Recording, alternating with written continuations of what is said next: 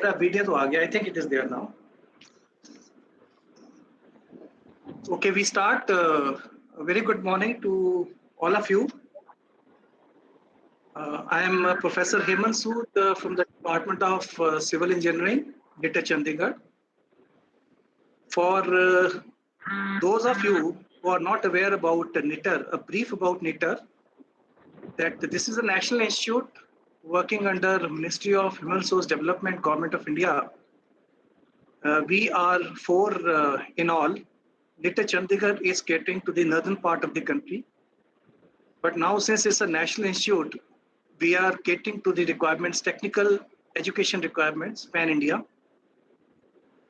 And as per the mandate given to us, we have 5 major activities where we work on.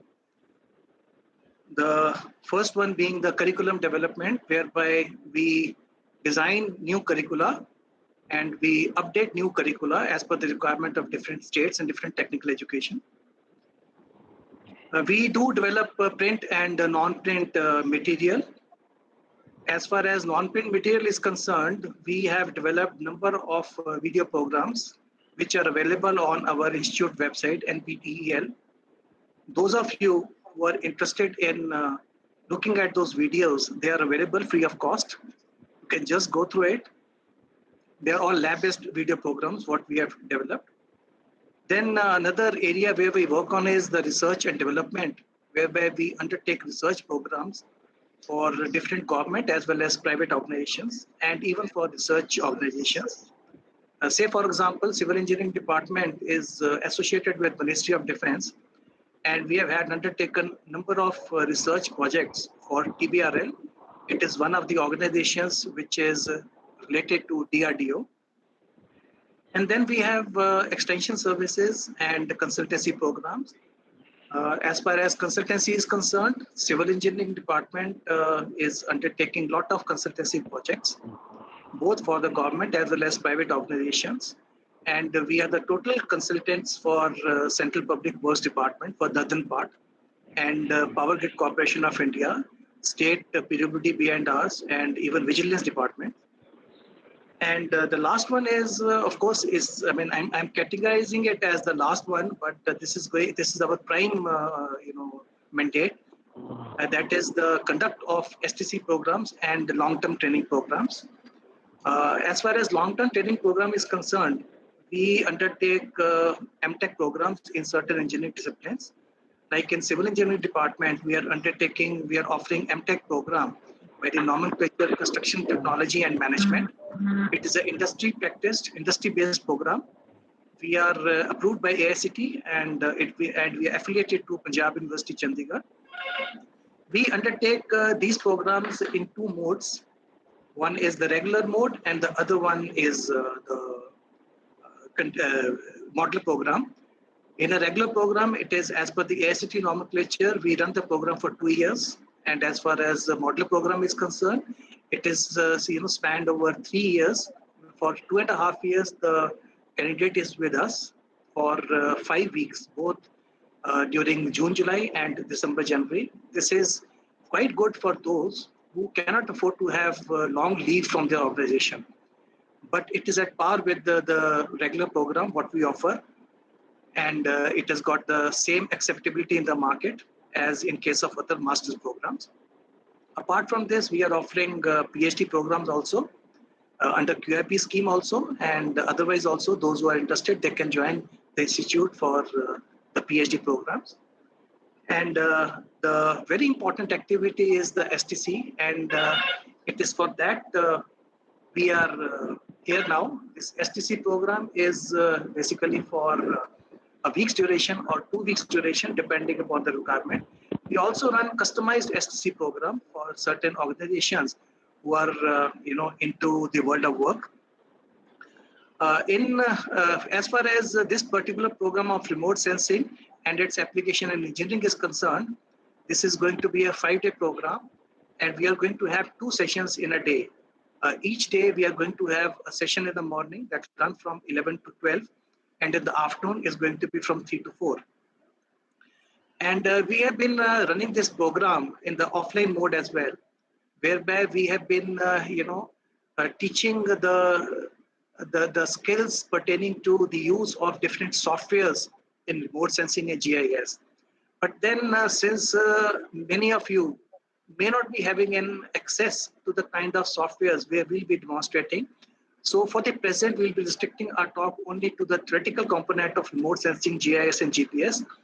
Of course, in between the talk, our experts would make a reference to the different softwares which are involved in this particular science, and they will give you the details of the source from where these softwares can be obtained as well. So, with these words, I would once again, invite and I would like to, place on record my gratitude that you have accepted our invitation to be a part of this 5-day training program. And I extend a very warm welcome on behalf of my director, Dr. Patnaik of NITH Chandigarh. And before I invite our guest speaker, Dr. Kishan Mohan, who is going to be the main person, and he is going to hold the forte for all 4 days in this upcoming program.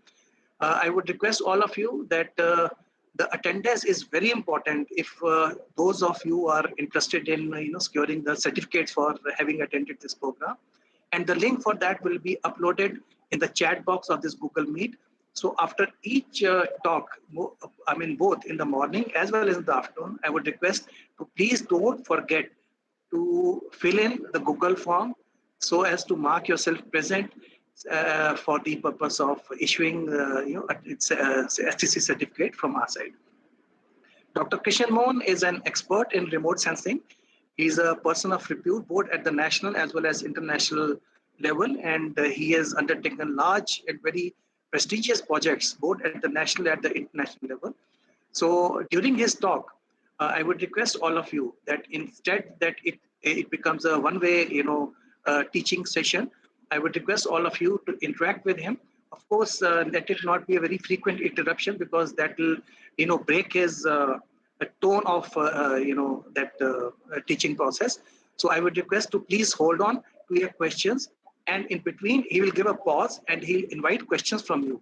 And those of you who are not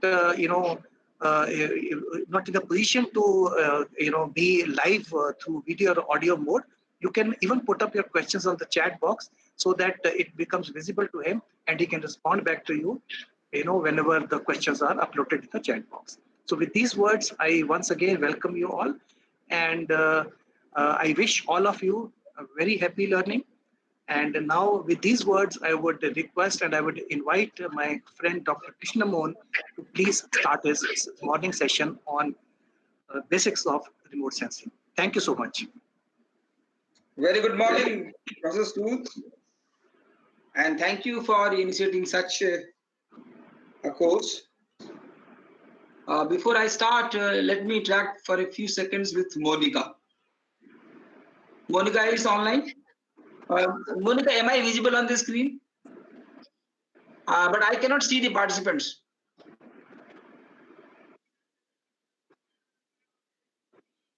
Okay. No, that is not possible. So which means during the presentation, I cannot see the participants. Am I right? Right. So how many centers are connected right now? 52 participants or centers? And centers? Okay, very fine. So I am going to address the 52 participants. Am I right? And Kapil Ori is there to coordinate with me technically. No, I'll be there. I'll be there, Dr. Sir. I'll be there. Okay, perfect. So, friends, very good morning to all the participants who are attending this 5-day remote sensing and its application in engineering course organized by NITTR, and my friend Evan Sood depends on many people, and whenever there is a request from him, I cannot resist saying no to him. Anyway, so thank you for inviting me for this course. Friends, today's lecture is limited to the basics of remote sensing. And many of us have to understand that technology can change our understanding of nature. Friends, technology has played a very important role in our life. All the listeners across the nation today are very fortunate to have technology at their hand. And therefore, for them, this world has become very small, and the technology has given them so much of connectivity that today I am delivering this lecture in a remote mode where each one of you sitting at your home are going to listen, understand, and even interact with me. Now, this was not possible in the absence of technology. And therefore, what we find that technology played a very, very important role. Not that there are not the negative part of it, but today we'll be focusing mostly on positive part of the technology. Now, as far as the remote sensing is concerned, the history of remote sensing began with the invention of photography. Now, this is very important for us to understand. Friends, nature has given us different number of sense organs. We are very fortunate to this nature. Using them, we try to manage our whole life with the help of information which we collect with the help of these senses.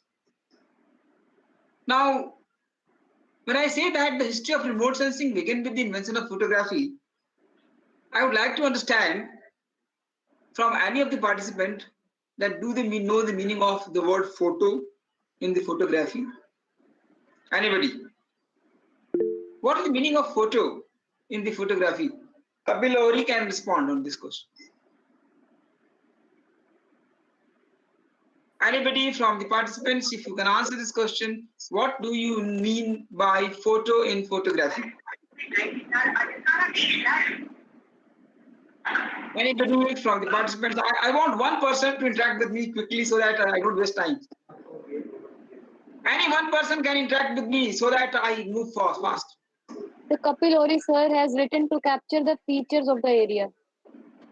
No, he can speak also. Fine, that's good. Okay, that's good. And so what we find that this kind of information is there with most of us. But friends, you are all engineers. You are all scientists. I believe so. Now let me tell you that in your school days you were taught about this word photo, which in scientific words has a meaning called as light. I hope next time when you are going to discuss this issue in public domain with the scientific community and you are asked this question, what is the meaning of photo? The meaning of photo is simple light. Now, so when I'm talking about photography, what is this photography? So photography, friends, is simply an art of writing with light. That means the beginning of this so-called remote sensing is directly related to the day when human beings learned how to write with light. So next time, friends, when you are asked a question, what is photography? So photography is an art or science of writing with light. This is the basics from where we are going to start. So see, photo is not image, photo is not, but photo means light. And photography means the art of writing or the art or science of writing with light. This is the basic from where we are going to start. Now, as far as the history of the remote sensing is concerned, friends, look at on my screen I have put. First, the term remote sensing was initially introduced in 1960. So many of you might question what was there before 1960. Before 1960, there was an important discipline in the world and it was called as aerial photo interpretation. In most of the universities in Netherlands or in USA or in Germany or in Australia or even in India, we had a small course called as aerial photography or aerial photo interpretation. So I'll be talking about that also. So what we find is that before the remote sensing as a discipline emerged, there was a discipline called as aerial photo. Even today in some of the universities, particularly in engineering colleges, people are taught about aerial photography. But then we have to remember why 1960. Second, the 1960s and 1970s saw the primary platform used to carry remotely sensed instruments, that means shift from airplanes to satellites. So what we find that the use of platform changed since 1960s. Earlier, we were using airplanes and therefore aerial photography as a concept was used. But the day we started using satellites for capturing images of the Earth, we started using the word remote sensing. So if somebody asks you what is the difference between aerial photography and the remote sensing, then remember here that we use the word remote sensing only in the strictest possible sense when we are capturing the images of the Earth from satellite. That means we are no more in the Earth's atmosphere. We are doing this whole exercise beyond the Earth's atmosphere. Therefore, we don't call them as aerial photography. We call them as remote sensing. So we have now a large number of satellites of different countries. Third, imagery became digital in format rather than analog. So what we find that earlier we used to have hard copies of the photograph or the images, but now we can process them in the digital format and the processing is too fast. Fourth, sensors were becoming available that recorded the Earth's surface simultaneously in several different portions of the electromagnetic spectrum, which I'll discuss later on. But then remember it here that it is the complete interplay of human beings with the electromagnetic enabled us to understand our Earth in a big way. Finally, the turbulent social movements of the 1960s and 1970s awakened a new and continuing concern about the changes in the Earth's physical environment. So friends, let us ponder about some of the things. And that relates to a simple question. And the question is remote sensing new? Now, most of you, those who have studied in the universities or colleges, when you learned about this, you thought that this is a very technical subject. But let me tell you that as far as remote sensing is concerned, each one of you, right from your birth, is practicing some kind of remote sensing. Now, for you, it is a very big surprise that you are the best practitioner on the Earth as far as remote sensing is concerned. But then, why don't we call it as remote sensing as a technique, or why don't we treat ourselves as an expert in the discipline? The reason is that the remote sensing which you are practicing right from your birth is a remote sensing which is called as natural remote sensing. I again repeat, it is called as natural remote sensing. Now the bigger question before us is that what are the sensors which are with us, providing us the ability to sense remotely? So friends, in your body itself, we have 5 different sensors. And I'll be touching them very marginally to explain the concepts. Look at your eye. Just imagine a situation that we do not have the ability to see. How will we understand this whole world? It's too difficult for us to understand. So when you were born and immediately after birth, you started looking at all around yourself. And remember, friends, from that day itself, your brain is continuously recording anything which comes in its face. So anything which is in front of your eye is automatically getting recorded in your brain. Remember it. And this is very, very important. So what you find that as far as this eye is concerned, eye is providing you all kinds of information. It is the eye only which you will be appreciating, that you look at things, you try to derive meaning out of it, you try to touch it, and you try to understand it. All kinds of information which is there in the form of visible format are gathered with the help of eye. You can recognize your parents, you can recognize your mother, father, friends, your own vehicle, your things all around you, in your room, outside.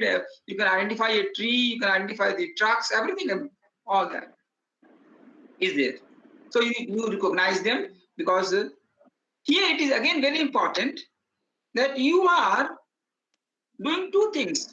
One, the images which are recorded in your brain, when the similar image comes before you next time, you are able to identify it. This is very important.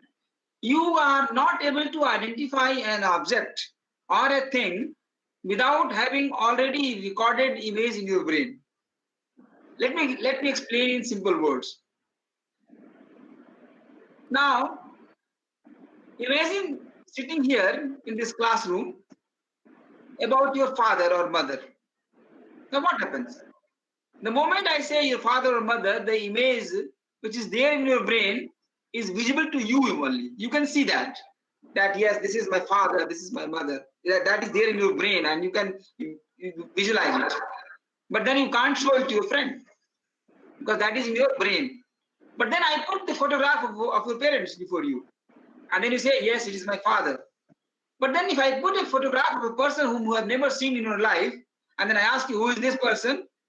Now you do not know about it, because you have never seen that. Nobody ever told you. So you can say this much, that this is a human being, but I don't know who is it. But then you are told that this is this person.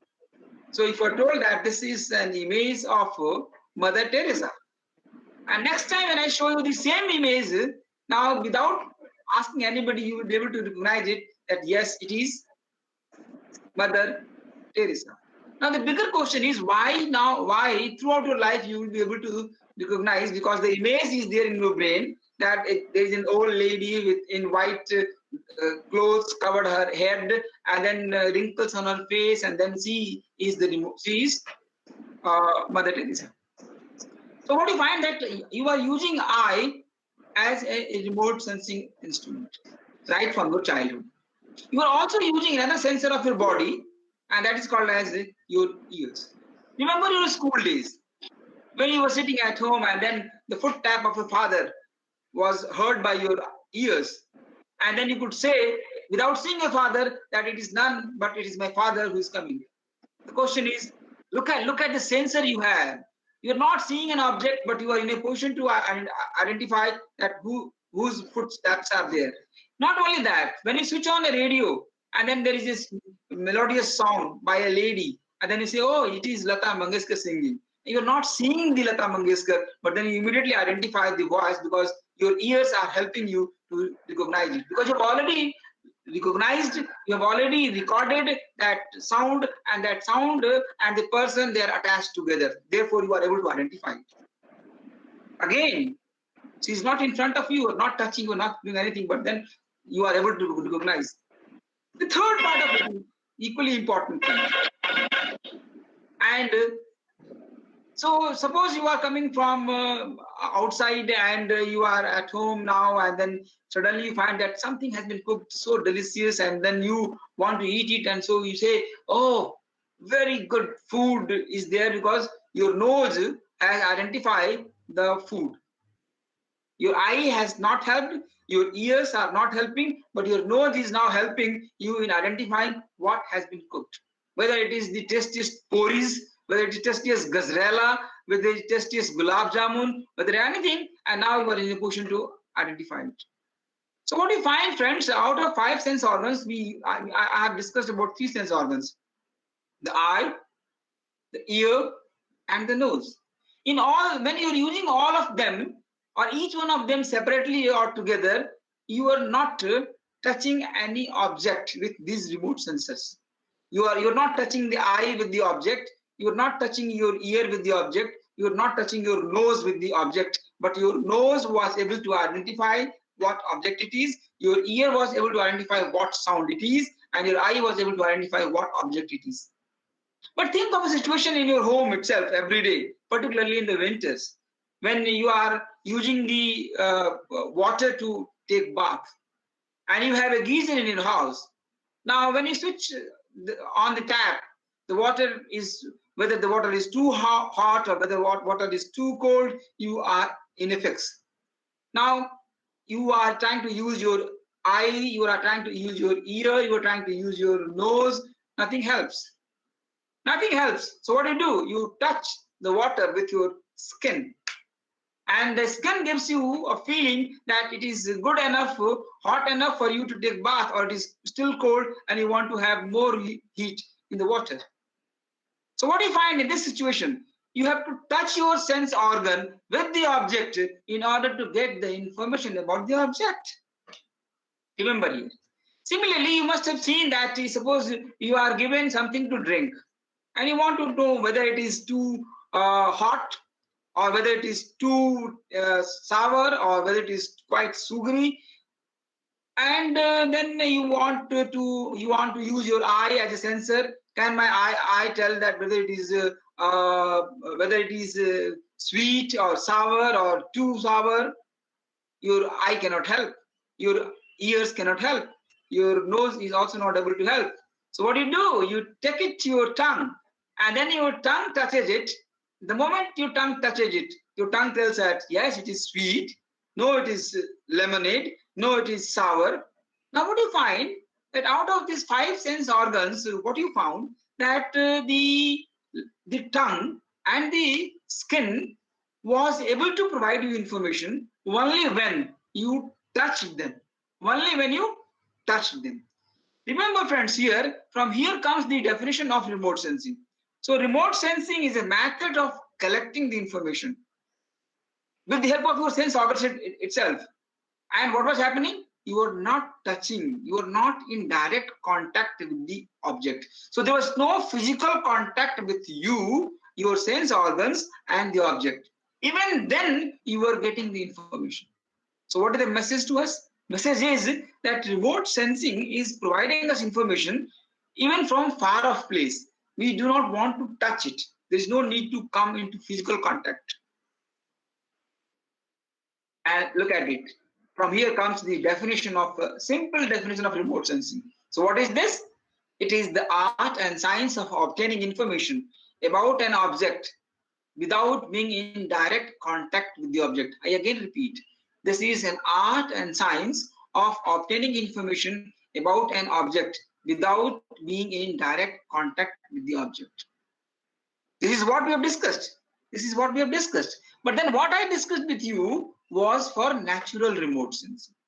And today, if you are asked a question, do you have a remote sensor in your body? The simple answer is yes. We have remote sensors. Our eye is a remote sensor. Our ear is a remote sensor. Our nose is a remote sensor. But our tongue is not a remote sensor. Our skin is not a remote sensor. Our skin and our tongue has to touch the object in order to get the information. I hope this point is very clear. There's another definition.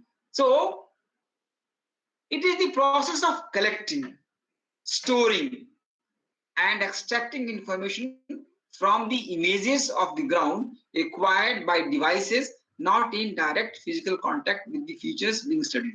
So now the first definition is very correct and very true for your natural sensors, But then in the second case, what you find that we are going to collect the information, we are going to store the information, we are going to extract the information from the images of the ground. That means this is not natural remote sensing. This is technology assisted remote sensing. Now, by now, my students, my friends, they have learned 2 points. That as far as remote sensing is concerned, that there could be 2 broad categories of remote sensing. One, the natural remote sensing. With the help of all your senses, at least 3 senses, you are getting information. And then we call them as, the second group is called as the technology assisted remote sensing. Now the bigger question before us was, when we were doing so well with the natural remote sensing, what was the need of technology assisted remote sensing? And here lies the basic issues before us. Now what you can see with your eye, you cannot show it to the other person. That is the first limitation of your eye. What you can listen from your ear, you cannot let it hear with the other person. What you can smell with your nose, you cannot make it smell the other person. And then what you find, that now you need a technology through which what you have seen at particular place, when you come back, you can show it as an evidence that this is what I saw there. Right? Similarly, if you want to make people understand that this is the sweet melodious voice of a person, what do you want? You want to record it. Now, how to record it was the biggest possible challenge before the human beings. And therefore, technology was developed. Remember, friends, as far as the human beings are concerned, human beings have many limitations. Remember here, when you are going to learn about the remote sensing. Now, as a human being, we have a very serious limitation. We cannot see very, very small things. At the same time, we cannot see very, very big things. So human beings can see things only of a particular range of size of object. We cannot see very small things. At the same time, we cannot see very big things. Number 2, these are the limitations of human, which you have to keep in mind. Human beings cannot comprehend all those processes which are too fast in the nature. At the same time, human beings are not in a position to comprehend all those processes which are too slow. So our human limitation is that we cannot comprehend too fast processes. At the same time, we cannot comprehend very small, very slow processes. And in order to overcome these limitations, what have we done? Our forefathers, our predecessors have developed technology. So what they did? In order to see very, very small, minute objects, they developed microscope for you. At the same time, in order to see things very big in size, so they try to reduce their size and they can portray it by reducing its size. Now, I will give an example for you. So suppose you want to see the cells of your body, you need a microscope. But if you want to see the whole world on your screen, then you want a reduced map of the earth. And you must have seen that such a big earth can be shown to you on a small screen, so-called with the help of a map. So map is the reduction, whereas the microscope is going to enlarge. So the one technology helps you to enlarge things, the other technology helps you to reduce things. And what for? Both the technologies are there to help you to comprehend the world. That is why, friends, sitting at your home, you can see the whole earth on your screen and you can identify that this is India, this is Sri Lanka, this is United States of America. And you can also visualize how do they look like. Now, why it is so? Because you have already seen, you have been shown. With naked eye, none of us has ever seen the earth. With naked eye, we have never seen. We have been shown it. So you might see the Earth on the TV screen, or maybe on your laptop, or maybe on the mobile. But they're all what? They're all the reduced form of the Earth, which is being shown to you. And with the help of that, friends, you develop an idea that whether it is a circular body, whether it has more water on it, whether it has more land on it, whether and how the countries look like. So what you find that science has enabled you to understand the world in the most meaningful manner. And this is at the same time the processes which are too fast. So what you find and the process which is too slow, we can't understand. For example, how this earth is moving slowly from one part, or the land part is moving from one part of the earth to the other part of it. We know that we are on a dynamic earth and this earth is moving. The top layer of the earth is always moving. But at what speed? For example, the land on which in India we are living is moving at a speed of almost 5 centimeter per year. Now 365 days, 5 centimeter of movement towards north. Now, do we really notice it? Can we really identify it with our naked eye? Perhaps not. But then science again came to answer these questions with the help of technology. At the same time, you must have experienced the process which is too fast. When an earthquake takes place, friends, within seconds, the things on the earth they get destroyed, they get displaced. Or how many of us really can understand how fast the whole event took place? And that then we find that it is very difficult to make us believe that this process was too fast. So what we find that we cannot comprehend the processes which are too fast. We cannot comprehend the processes which are too slow. So what we need technology, friends, and in that process the things were developed. So you might ask the question here that when I said that the beginning of the remote sensing relates with the photography, and what do I mean by it? Here, friends, it is very important for you to understand and ask the elementary questions. Now, as far as the asking the question is concerned, you have to ask that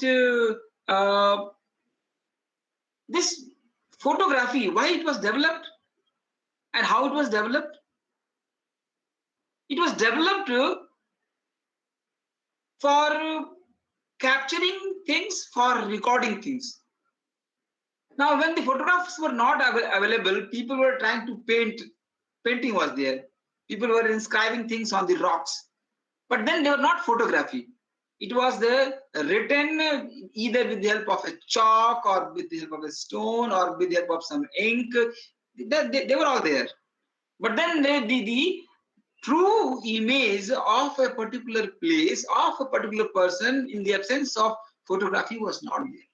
And therefore, we have to understand that when the photography became popular, or when the photography was invented, it was a big development. Now, as far as the remote sensing processes and its components are concerned, friends, on this image, try to understand it. So what we find that in this image, you can see sun, which is put here as A.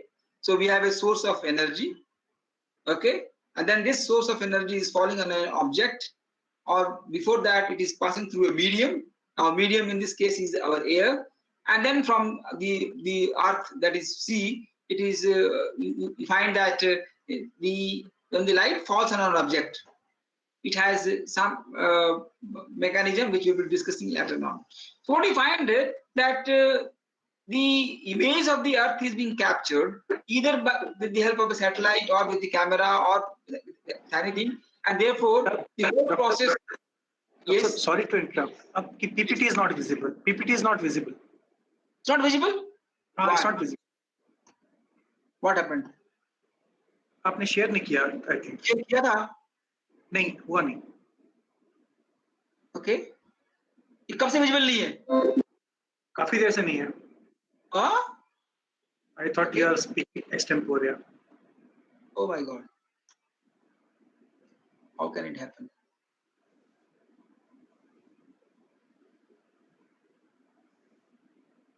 Okay.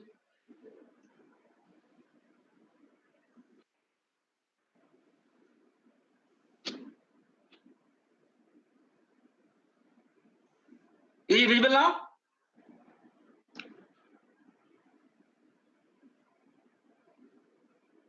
Sood Saab, is it visible now? मुझे नहीं दिख रहा. I am not able to see.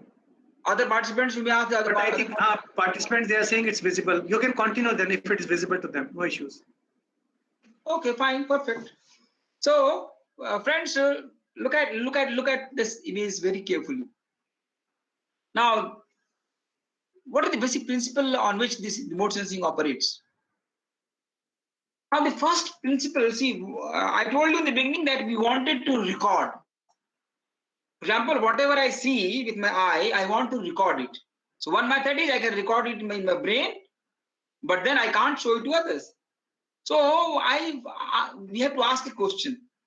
And the first question was, friends, which was asked even by the Aristotle. And the question was, why things are visible to me? And this is a very important question. Why things are visible to me? What is more important for me to see things? And here I'll ask the question again to Kapil Ohri. What makes us things visible? Kapil, you can answer this question. हमें चीजें दिखाई क्यों देती हैं? Why things are visible to us? There's no response. I want somebody to respond quickly. कोई भी एक विद्यार्थी, कोई भी एक शिक्षक can answer my question. Hello. Yes, sir. Monika बेटे किसी एक को बोलो कि ना वो सर से बात मतलब कि ना मुझे बात करता रहे. Participant, please kindly respond to sir. बोलिए कि वो अपना जो वहाँ का हेड है ना कोई भी. Sir, Ravi Singh sir is saying because of light or reflection of light. And Because Kapil Ohri sir is saying through the senses of eye, which is working on optical principles. So commonly what we say that we are able to see because of light. Yes, optical principles, reflection of light. So let us try to ask the question. Can our eyes see the light? Is another question. And then we find that we cannot see light. This is another limitation of the human beings. Human beings, that means the moment I say light has two components. The light which our eye can see and the light which our eye cannot see. So we have to distinguish between the visible light and the invisible light.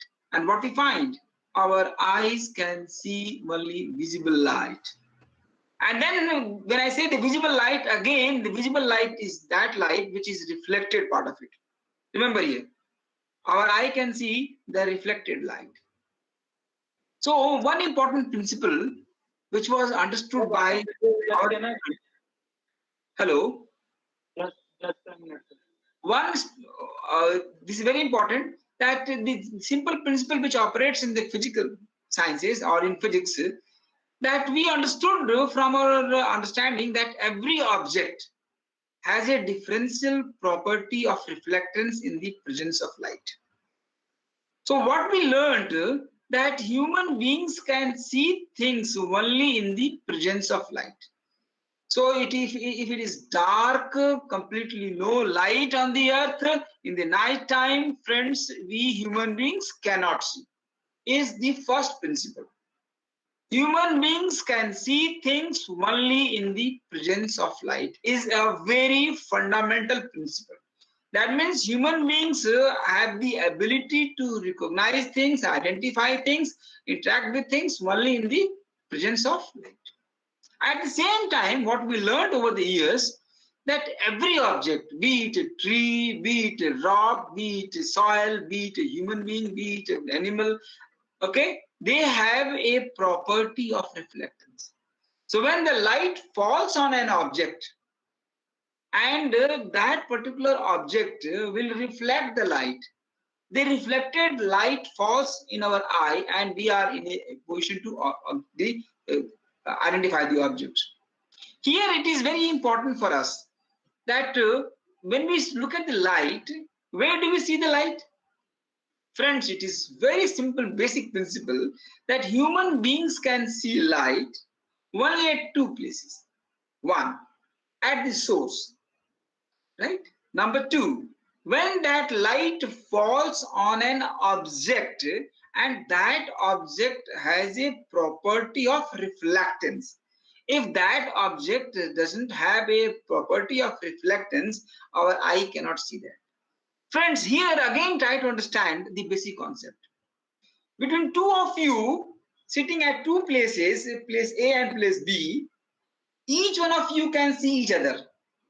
But if you ask a simple question, if the light is between you, between object A and object B, can you see the light in between yourself?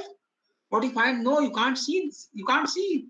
So if you place a paper in between you, you can see the paper now. Why you can see the paper? Because this paper has a property of reflectance. And since there is no object in between, you cannot see. Similarly, in the sky, when you look at the sky, you can see the sun, you can see the moon, but in between, you cannot see unless there is an object. So if a bird is flying, the light falls on the bird, and then the reflected light comes to you, and you can identify it is bird. But then if the bird is not there, if a plane is not there, then you cannot see. So if an object is there, the light must fall on that object, and that object should have the ability to reflect that. If the object is too small in the air itself, and it cannot reflect the amount of energy, therefore what you find that you cannot see them, because there are millions of things in the air which you cannot see because they are too small to be able to reflect the required amount of light which your eye can observe, which your eye can understand. So what we find that yes, this is very important thing. So the day we learned that we have an ability to differentiate between this property. So what we wanted to do, we wanted to capture this reflected energy. And what we did, friends, we wanted to find out that material which is very, very light sensitive.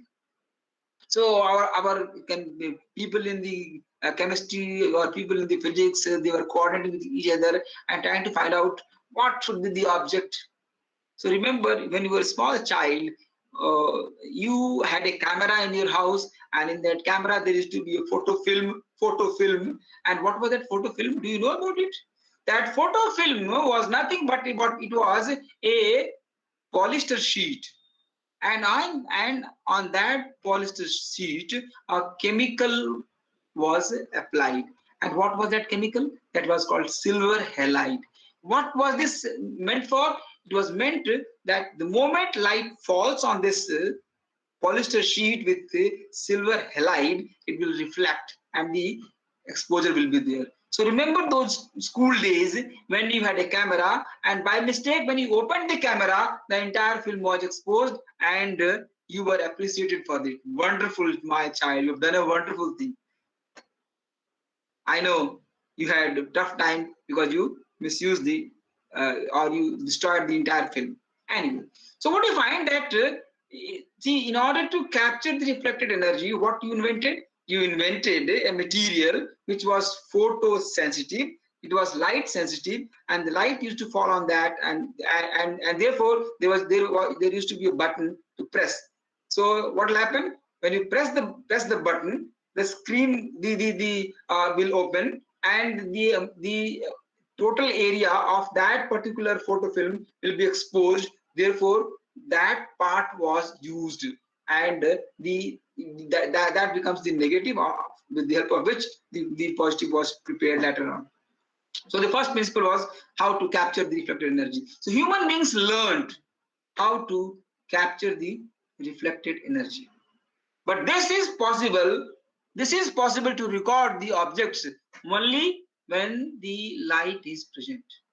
That means this was an activity to be conducted only during daytime. Remember it.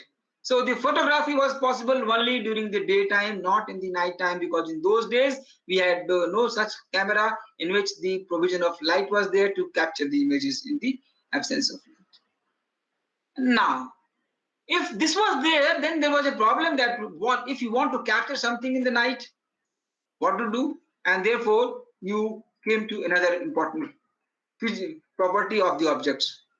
So you wanted to understand the property of the objects with the help of their ability to emit energy. And what we find here, friends, and the basic principle is every object has a differential property of emitting energy continuously. In the first principle, that is when you are trying to capture the reflected energy, the property was every object has a differential property of reflectance in the presence of light. That means only when the light is available, you can capture them. But this property is different. This property says that every object has a differential property of emitting energy continuously. So whether it is a hot object, whether it is a cold object, whether it is a tree, dry tree, or the live tree, water, sand, anything, what do you find? They have a property of continuously emitting energy.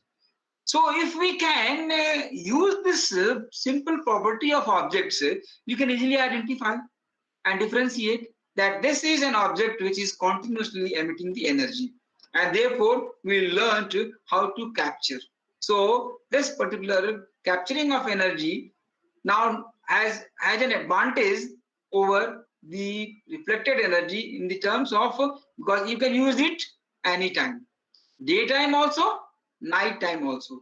That means the limitation of the first one was overcome, and then you can easily identify with the help of the emitted energy. Let me give an example that in the Second World War itself, a large number of tanks by the enemies were camouflaged by cutting the trees so that the enemy cannot see them. Now, if you use the emitted energy concept, the thermal energy concept, what will happen? The live tree will emit more energy. The cut tree will emit less energy. And therefore, one can easily, using this technology, identify that here the trees have been cut, the bushes have been cut, and therefore less energy is coming. That means something is hidden here. And tanks were identified, they were bombed, they were destroyed. So what you find, that emitted energy was captured. So by now we have learned two basic principles. One, how to capture the reflected energy. Another is how to capture the emitted energy. Now what you find that these were used on the land part of it. But then we had a third limitation, and that limitation was we wanted to understand what is there below the water in the ocean. We have huge ocean. We have 71% of the total earth underwater. Now, and there huge amount of resources are available. We have the marine life, we have the minerals, we have many other things in the oceans which are used by the human beings now, earlier not. But what do you find? So how to know what is there below the water? Now, reflected energy will not help. The emitted energy is not going to help because we want to see things at the depth, and therefore the third, the so-called acoustic energy was used. That is sound energy. Sound energy was used. That means the third principle. So sound energy can penetrate the liquid. Again, let me tell you that in all the three basic principles, the simple physics is used. Sound energy can penetrate in liquid, and the return time helps in mapping the surface configuration below water. So what you find that you started penetrating the liquid with the help of sound energy, and today let me tell you that we have mapped the entire water body across the world. So we know the depth of oceans, we know the different kinds of surface configuration of the oceans. With these three basic principles, friends, whether we are using the reflected energy, whether we are capturing the emitted energy, whether we are using the acoustic energy, with the help of that we are in a position to capture and gather huge amount of information all around Earth and now beyond the Earth also. Now these are the basic principles on which the remote sensing operates. Now, whatever we have learned, if you put them and try to classify them, So what you find that if you have to classify the remote sensing based on different things, so based on type of sensors. So suppose you are using natural sensors, then we call them as natural remote sensing. If you are using the technology, whether you're using a camera, whether you're using a satellite, or whether you're using the satellite sensors, we call them as technology assisted remote sensing. So you have learned that based on the type of sensors, remote sensing can be of two categories. One, the natural remote sensing. Two, the technology assisted remote sensing. At the same time, based on source of energy.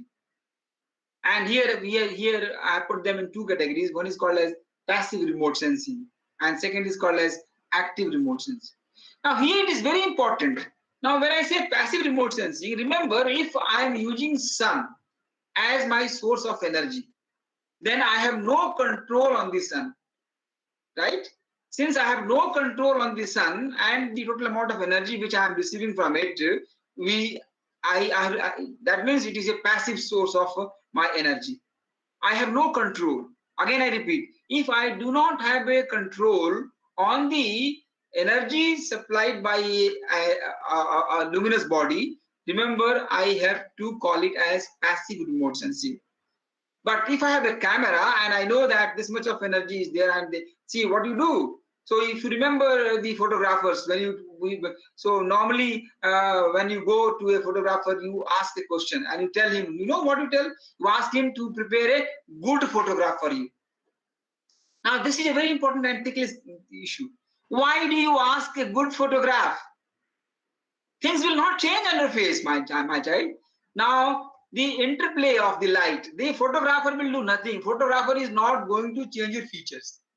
Only the photographer is going to put his large amount of light on your face. More light on your face means more reflectance, and then more visibility. That's all. That means in the studio, your photographer is playing with the light to make your photograph good. Remember, it is not the object. Object will not change. You will not change. Only with the help of light, the person will make a dark complexion person as a white complexion person. That is possible. That is possible. That is light. So it is what you find. It is the light which is doing the whole activity. That means there is a control in his hand. So when the energy is controlled by us, that is called as active remote sensing. The third category of remote sensing could be when it is based on the range of electromagnetic spectrum. So if you are using the optical part of it, then we call it as optical remote sensing. If you are using the thermal part of it, then we call it as thermal remote sensing. Or if you are using the microwave part of it, then we call it as microwave remote sensing. So what we find, we learned about the basics. Now, three things are equally important. First, as far as the remote sensing is concerned, we have to identify the platform. From where do we want to capture the images? If you are doing it from the earth, if you are standing on the earth and you have in your hand a tripod, you are putting the camera in your hand, or if you are mounting it on a building, or if you are mounting it on the vehicle, so the tripod, the hand, the building, and the vehicle, they become the medium which is there on the earth, and you have a instrument that is called as camera, and you are capturing the images. Now this is called as terrestrial remote sensing. Now from the earth you go up in the air, and you use the airplanes or balloons or the kites, and the platform changes. So what happens? You have changed your platform from land to air, and then it becomes the aerial platform. And here we use high resolution camera. The third part is that you do not remain on the earth, you do not remain in the air of the earth, but you go beyond the earth's atmosphere into the space, far away from the earth. And from there you try to capture with the help of satellites. And here we don't use the camera, we use the sensors. And so what you find that we can have three different platforms: the terrestrial platform, the aerial platform, and the space platforms. I can stop here. I've given you the elementary part of it.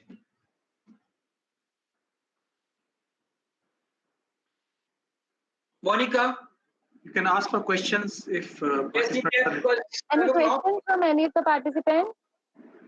I have given them the basics, elementary part of it. Kindly write your question in the chat box. Or They can write. if you want to directly interact with the expert, then also you can write in the chat box. I'll ask one by one to switch on your mic.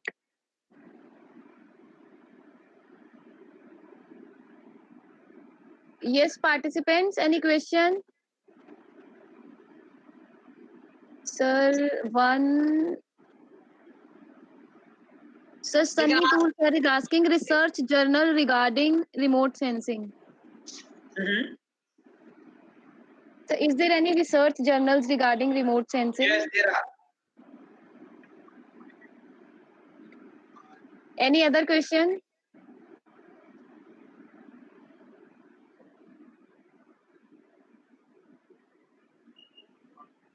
Yes, participants, if you have any question, you can write in the chat box. In India itself, we have a society called as Indian Society of Remote Sensing. They regularly publish their journal. Similarly, we have GIS development as another one. At the world level also, we have different bodies. They regularly publish articles on remote sensing. Sir, one question from Pallavi Amale ma'am. Applications in water resource engineering. Tomorrow we will discuss that. Application is tomorrow. Okay, and sir, one question from Sanjana ma'am. Whether aerial photography will be vulnerable with climate? Yes, of course. Of course. Now, that was a very important limitation of the aerial photography, because you can do the photography only when the weather is favorable for you. That was a very important part, because if it is cloudy, if it is raining, then obviously doing photography will not be good. Okay, even when it is lightning, the airplanes will not be flying for you. So if the lightning is there, if it is too dusty, even if it is raining, if it is too windy, the flight is not possible. So in order to capture the aerial photographs, you require a calm weather. So of course, the aerial photography was certainly the weather dependent. Even to that extent, friends, let me tell you that even the satellite remote sensing has some limitations. Okay, because and that we will discuss, because for that you have to understand about the entire principle of satellite itself. But then yes, certainly the this entire process is weather dependent, but then there are some ways to overcome those limitations also. Yes. So one more question from Sunny Tool sir. Please suggest memberships to be taken of professional bodies regarding remote sensing. That can be discussed on the last day, because I will be giving you all the information. And see, there are many bodies. For example, in India, we have bodies like Indian Society of Remote Sensing, called as ISRS. So you can become the member of it, and the whole country has been divided into different chapters. For example, if you are in Chandigarh, we have a chapter in Chandigarh. If you are in Roorkee, we have a chapter in Roorkee. If you are in Delhi, we have a chapter in Roorkee, Delhi also. So the whole country has been divided. For that, what you do, you just open the website of Indian Society of Remote Sensing, ISRS, and then you get the information. And sir, one question from Vishnu Vardhan sir. How far remote sensing application is for groundwater exploration? That we will be discussing tomorrow in the application part of it. One question from Geeta Bhatia. Today we are going to apply the remote sensing for gathering information about anything which is in the visible domain. Anything. And tomorrow when I open the discussion, I will tell you that we have to understand the basic principles of resolution also. Yes. So one question is, why are the photographs from a plane at a higher altitude often less clear than at lower altitude? Please repeat. So why the photographs from plane at a higher altitude often less clear than at a lower altitude? Yeah, obviously, see, when you are seeing things in your room from a close distance, obviously the visibility will be more. Now, if the altitude of your plane is very high, automatically the quality of resolution will be poor. For that, in order to improve the quality of the photographs, you need better technology, you need better resolution sensors, and if you can improve that, certainly things will improve.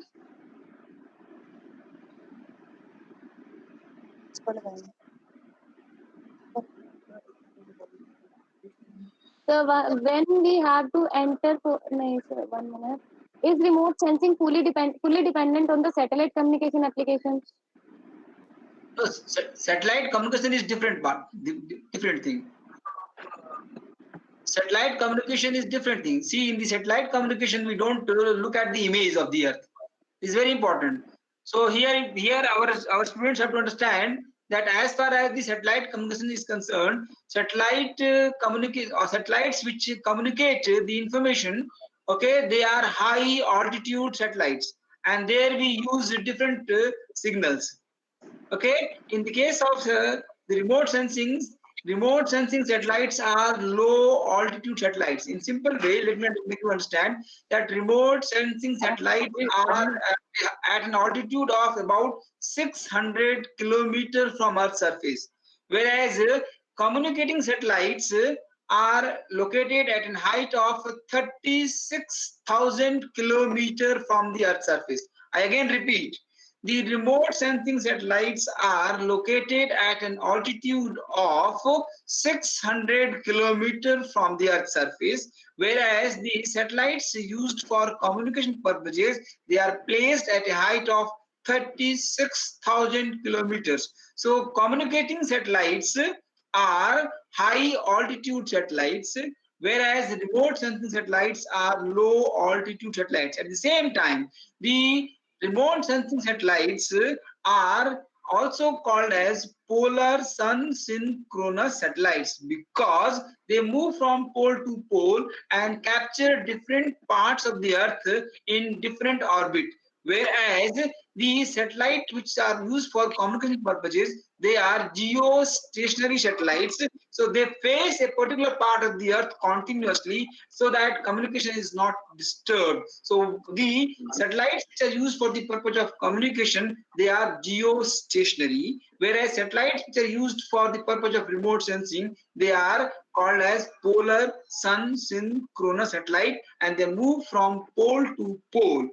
Yes. Is there any MTech course in remote sensing? MTech courses in remote sensing, see, in Punjab University, we are having a course that is called as geoinformatics, Masters in Geoinformatics. Okay? Masters in Geoinformatics. The one question, any real-time example for MEMS sensors? Any real-time example for MEMS sensors? I'm not getting it. MEMS. What is MEMS? Sensor. Ask him what is MEMS. And maybe I will be able to answer. Krishna Veni, sir, please, you can switch on your mic and elaborate your question. And one question is, sir, is there any option to get real-time aerial or satellite images for academic purpose? See, real-time satellite images as on date are not made in public domain. They are meant only for strategic studies. Only for strategic studies. But then near real-time information is available and they can be purchased.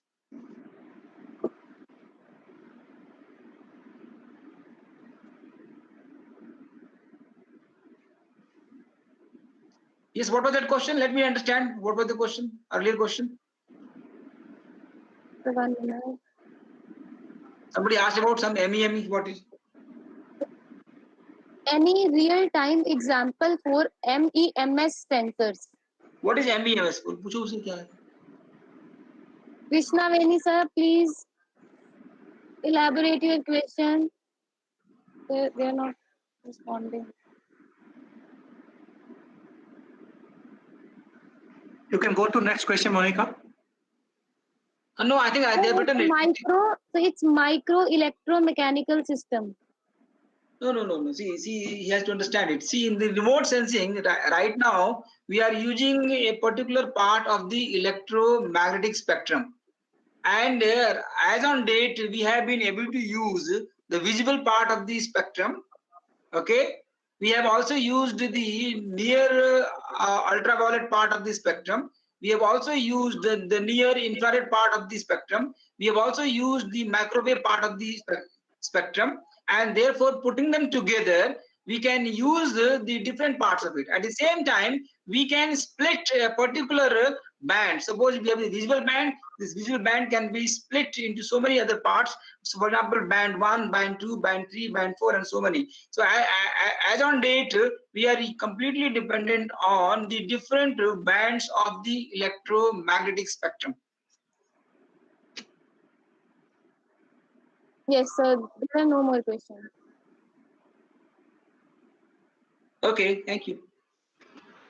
Okay, right, Dr. Saab, thank you so much for very, in a simplified language, what you've explained. I tried my level best to make Basics of remote sensing. Of course, I know it's a different media, and in order to put things in a very simplified manner, I think this was the best, possible methodology. I would request all the participants to please don't forget to put in their attendance. Otherwise, it will be difficult for us to issue the certificate. And in the afternoon, the session is going to be at 3 o'clock. So I request all of you to please, be present around 10 minutes before the scheduled time. Thank you so much. And thank you, Doctor, for... and I thank all the participants who listened to me and posed questions. Thank you.